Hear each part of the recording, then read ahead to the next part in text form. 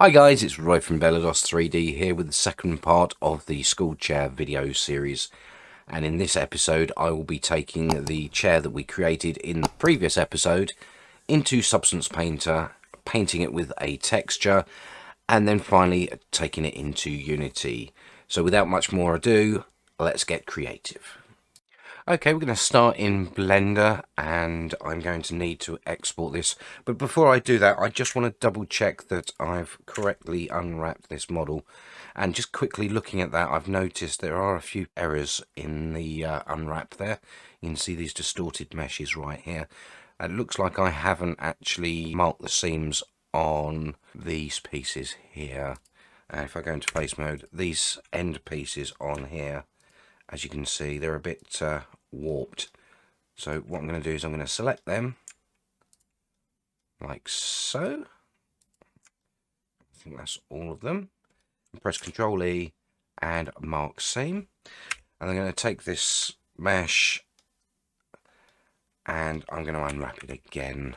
Now obviously that moves everything around on here, so what I'm going to do is go to UV and Pack Islands, turn off the rotate,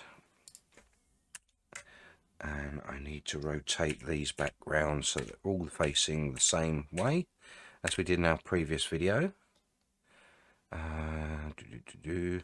On 90 like so, and let's Pack Islands again. There we go. And as you can see, these circles are the end pieces that we marked just now, and they've all come out quite well. These are the, looks like the, yes, these pieces here by the looks of it, and I think we can straighten them up. So what we can do is we can find a fairly straight looking piece like so, and in edge mode I'm going to select this edge here, and I'm going to press S, Y and 0 just to straighten that up, and then do the same with this one, S, Y and 0 to straighten that up, and then with this one, SX and 0, SX and 0. And now if I go into face mode, select this one and then select the rest of them, I can right click and follow active quads, and that makes that nice and straight. And then if I do the same with these and all the other pieces that need straightening, and I will fast forward the video for that.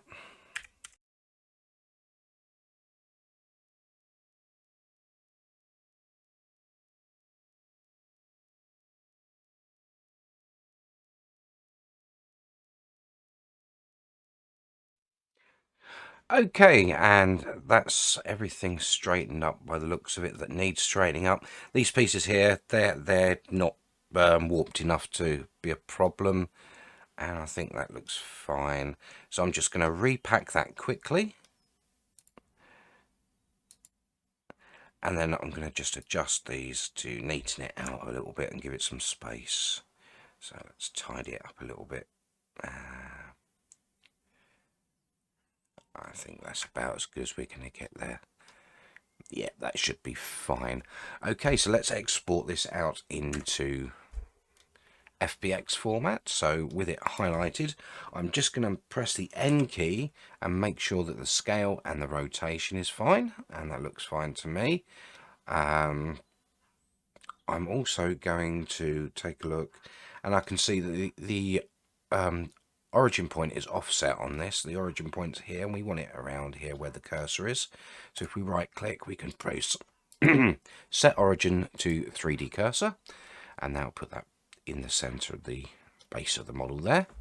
So let's export, press file, export FBX, and find our location for it. I'm going to put it into my meshes folder in here, and selected objects, and switch it to FBX unit scale, and apply unit, and apply transform, and then we will call it school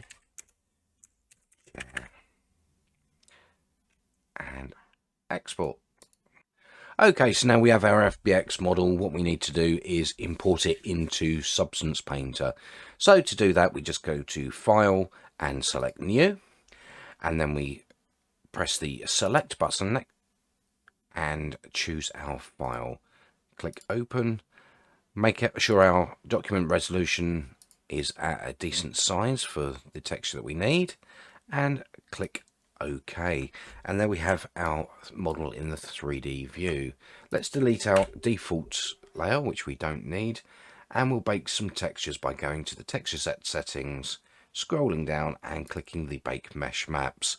Now again, in here we need to set our output size to the size of our document size, so 2048 on that. I'm going to turn off the ID because we're not using an ID mask, and let's click bake selected textures.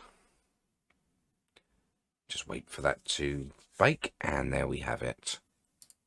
Right, let's go back to the layers and let's have a look at our model, see what we need.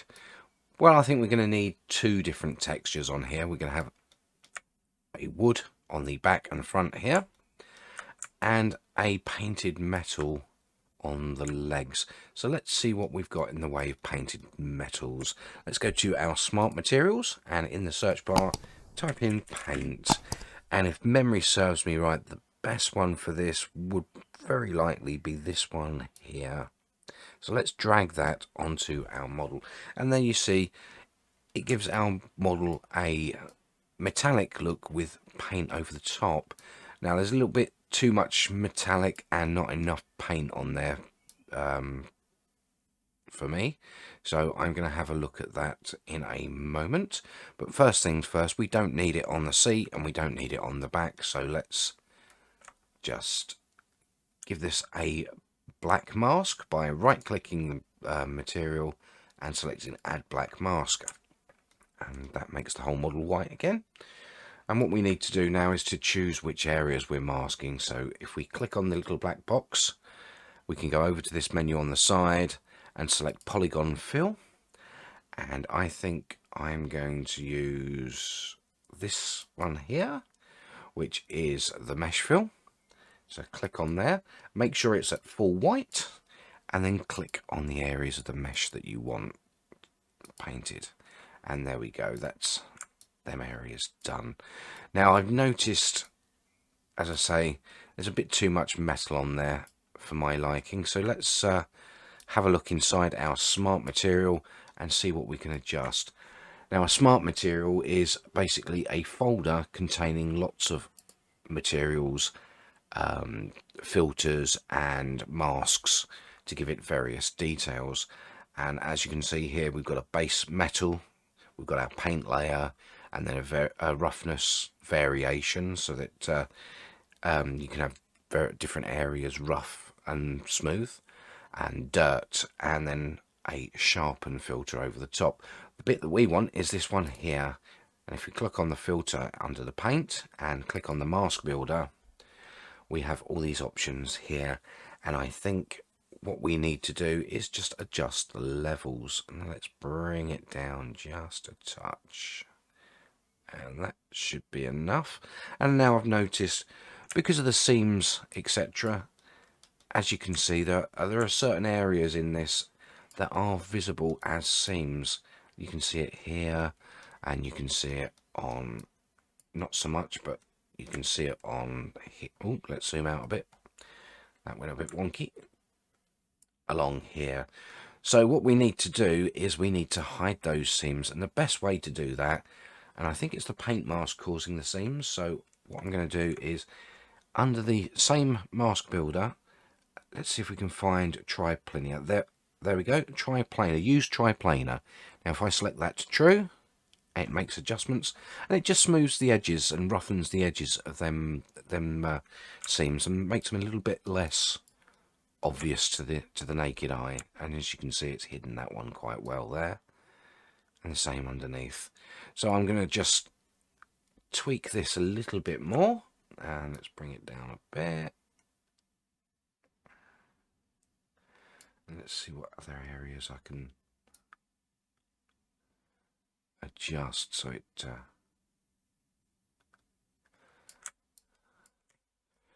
And I think that's looking a lot better. With a little bit of steel poking through, and mostly paint and dirt. And I think, looking at this dirt as well, I'm going to need to go up to the dirt and in the mask builder, have a look and use triplanar again on there. That should make some adjustments. And again on the roughness, let's have a look. Let's change that to triplanar projection. Now that seems to be fine. And I think that looks not too bad. Pretty good there. Okay, so next thing to do. That colour is absolutely awful, and it's not the colour, the institutional green-grey colour that I remember from school. So let's take a look at the base colour on that paint. So let's click on the base layer of the paint there. And if we scroll down, we can find the colour palette just here. So if we click on that, we can then make adjustments. And I think what we need is a bit of an institutional sort of grey-green. So let's bring up the hue to a green area. And let's drag this little piece across. So it goes more into the greys. And looking at that, I think, yes, that's about right. I think that's about the same sort of grey colour that I remember from many years ago. The only problem is now the dirt layer needs to be adjusted. As you can see, it looks a little bit orange. So let's change that colour, and I want to bring that into the dark grey sort of colours around here, I think, just to give it a bit, just so it's just visible. I think, yep, that looks a little bit better there, but I think it might need to be adjusted, maybe up a bit into the greens. And let's zoom out a little bit, and yeah, that looks great. That's the sort of grey-green institutional colour I remember from my school days. Maybe needs to be a little bit lighter. So let's go into there and bring it up to about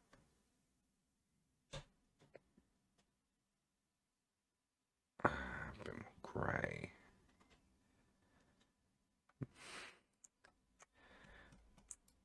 I think that's a bit pastel, that, isn't it?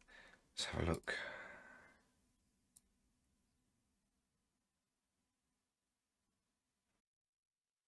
Okay, so let's have a look at the wood now. So let's close down this layer here, and let's clear this filter and type in wood. And I think this is probably one of my favourite woods. It's one that comes free with Substance Painter. It's called Wood Ship Hull Nordic, and it's quite a nice sort of wood for furniture, etc. Although I'm not too keen on these knots, so we will get rid of those knots on that. So let's, first things first, let's create a black mask, and using the polygon fill mesh fill, click on the seat and the back.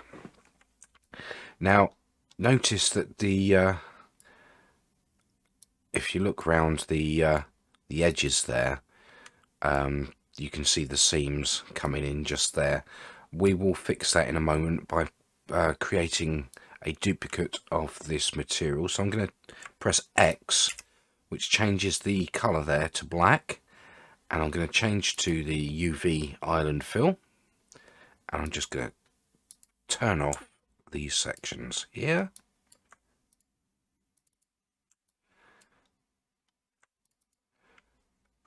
And that way we're just working on the bits that we know are okay. And that looks fine along there and along there. Yep, that looks fine. Right, so first things first, let's get rid of these knots. I'm not too keen on them. Let's go around and find where they are. They would be under the pattern here. So if we click the filter and click on wood, and if you go down here, you can see knots, and we can just go boom, boom, boom, and just cut them out. We've still got these large walls in there, but the knots themselves are gone. Okay, and that looks fine to me. Right, so now let's sort this edge out. And what I will do is I will close down that window. I'm going to right click it and I'm going to duplicate the layer. There we go. And then I'm going to right click the mask and clear that mask. And then using the UV chunk fill, press X to bring it all the way to white. I'm just going to click on these.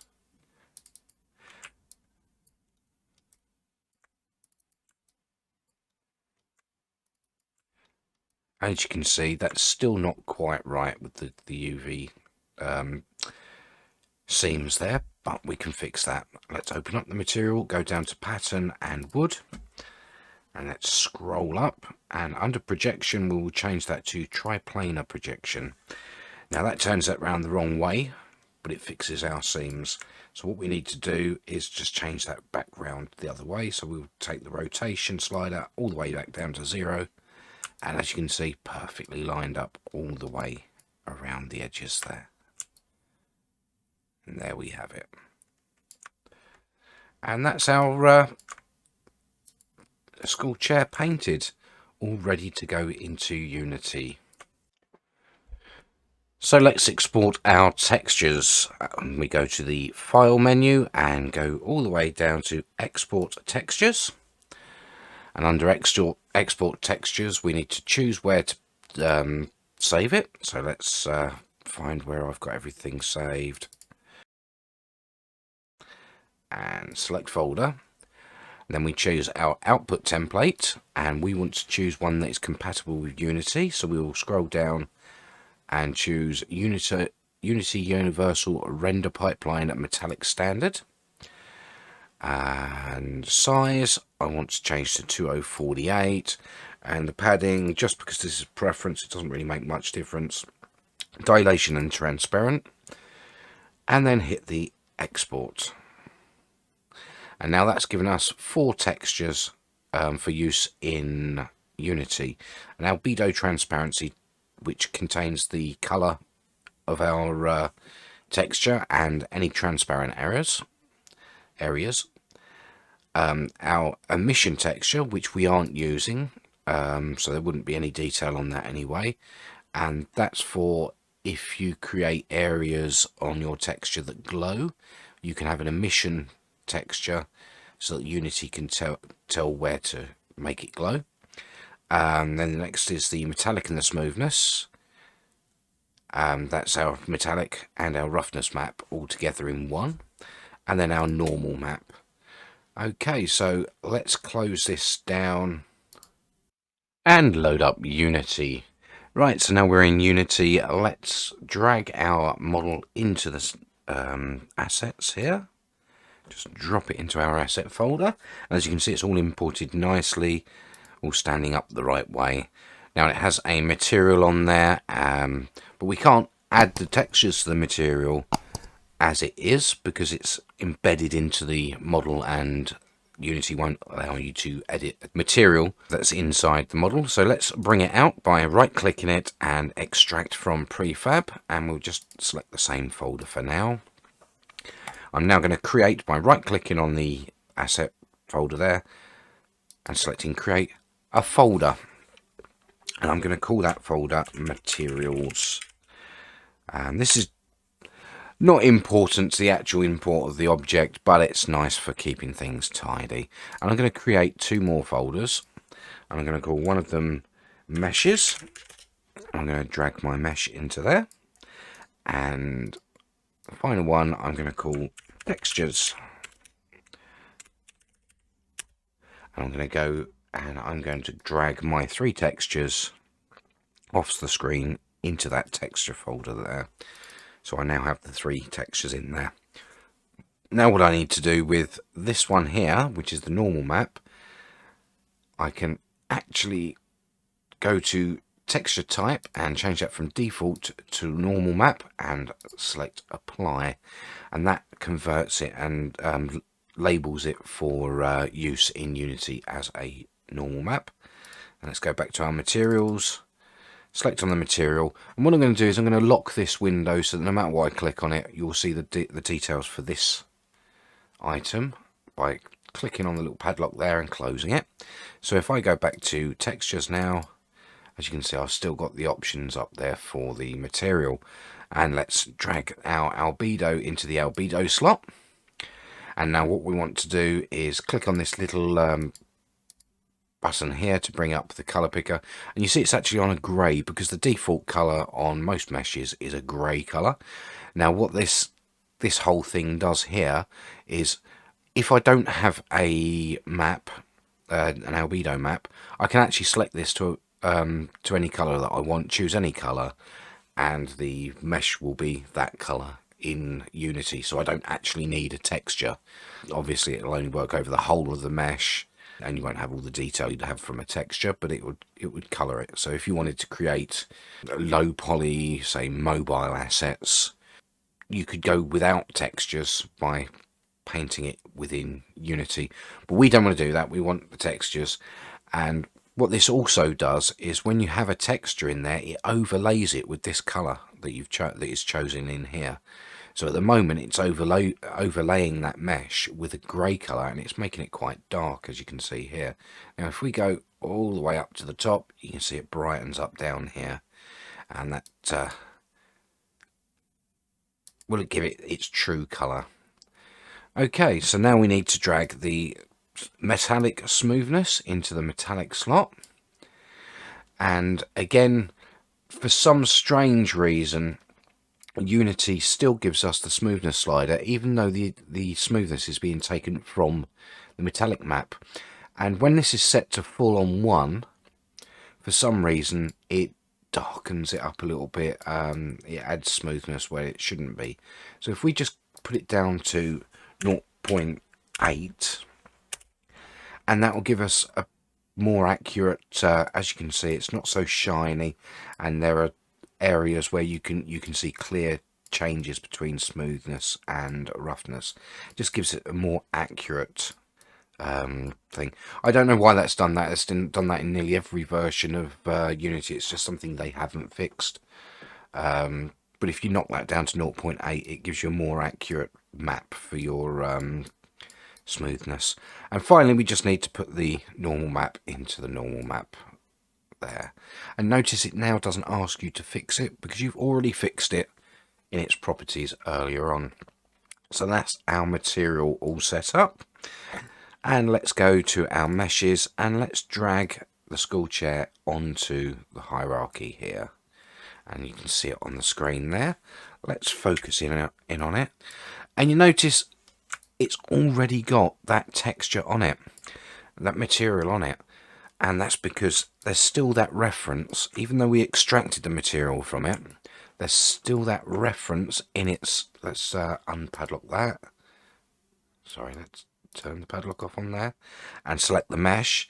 And you'll notice that it still has that reference, that material, school_chair, this material here, in its properties. And Unity is very, very smart. If I move that around, that material around, it will remember where it is, and it will locate it and add it to the model. So there we go. As you can see, it's all in Unity, all nice and well textured. And there we go.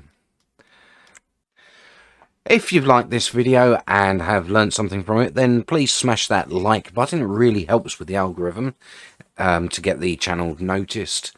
And if you want to see more content like this, then hit that subscribe button and bang on that notification bell if you want to be notified when my next video comes out. Thank you very much for joining me, and I'll see you in the next one.